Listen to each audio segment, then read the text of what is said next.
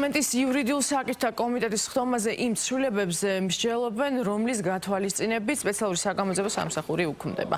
Ამ სამსახურის ფუნქციები პროკურატურაში გადადის. სწორედ პროკურატურა გამოიძებს სამოხელეო დანაშაულს. კერძოდ სისხლის სამართლის იმ საქმეებს, სადაც სამართალდამცველები ფიგურირებენ.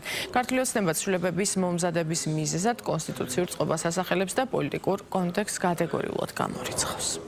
სპეციალური საგამოძიებო სამსახურის უფლებამოსილებები, შესაბამისად ის დანაშაულები, რომელზეც გამოძიებაზეც უფლებამოსილებს სპეციალური საგამოძიებო სამსახური გადაეცემა დამოუკიდებელ კონსტიტუციურ ორგანოს, საქართველოს პროკურატურას, ზუსტად ამით კიდევ ერთხელ გაქარწყლდება ის ბუნდოვანება, რომელიც ახლა არსებობს ამ სამსახურის სტატუსთან დაკავშირებით, რაც მთავარია,